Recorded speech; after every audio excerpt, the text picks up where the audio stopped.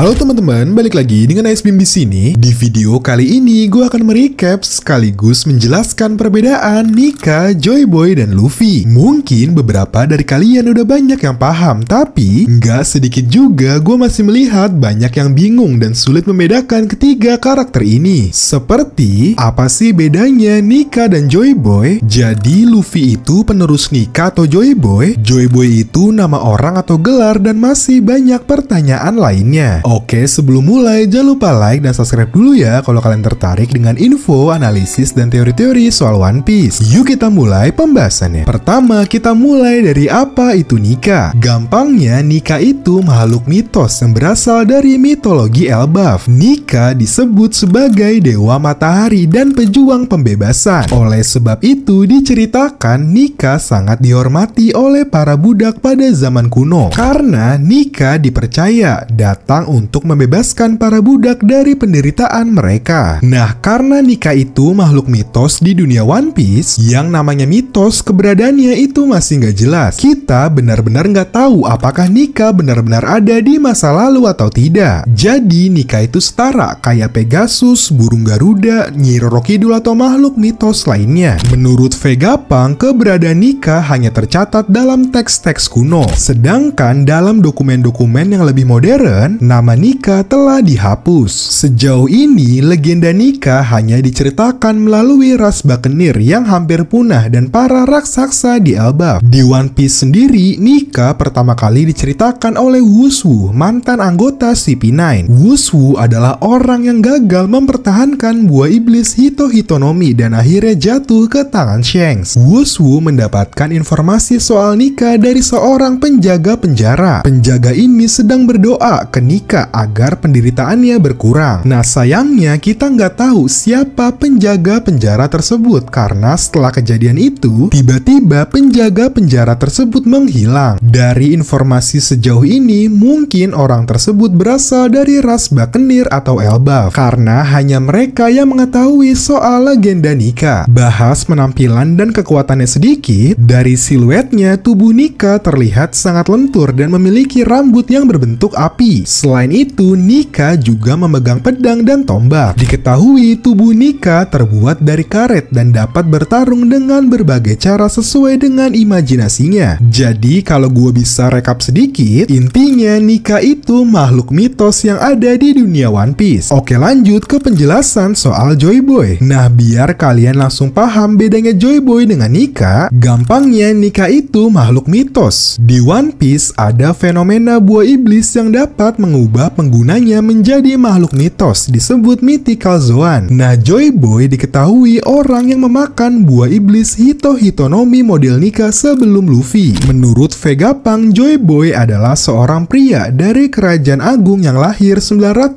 tahun yang lalu pada awal abad kekosongan. Diketahui Joy Boy adalah bajak laut pertama dalam sejarah. Emmet dan Zunessa diketahui merupakan sahabatnya. Jadi kita bisa berasumsi mungkin mereka berdua adalah kru bajak laut Joy Boy. Pada saat abad kekosongan, diketahui Joy Boy membuat janji dengan pulau manusia ikan. Janjinya adalah Joy Boy akan mengangkat Noah ke permukaan dengan bantuan Poseidon. Tapi dengan alasan yang belum kita ketahui, Joy Boy melanggar janji tersebut. Joy Boy mengatakan bahwa di masa depan akan ada seseorang yang akan memenuhi janjinya. Nah, kemungkinan besar seseorang itu adalah Luffy. Sepertinya Luffy akan bekerja sama dengan Poseidon dan akan mengangkat Noah ke permukaan. Menurut gua, momen ini mungkin akan terjadi ketika dunia sudah tenggelam. Luffy akan menggunakan Noah untuk menyelamatkan banyak orang. Nah, balik lagi ke Joy Boy. Di waktu yang berbeda, diketahui Joy Boy menemukan sebuah pulau yang kita kenal sebagai Laftel. Dia meninggalkan harta karun yang kita kenal sebagai One Piece. Joy Boy sendiri berakhir ketika berhasil dikalahkan oleh aliansi 20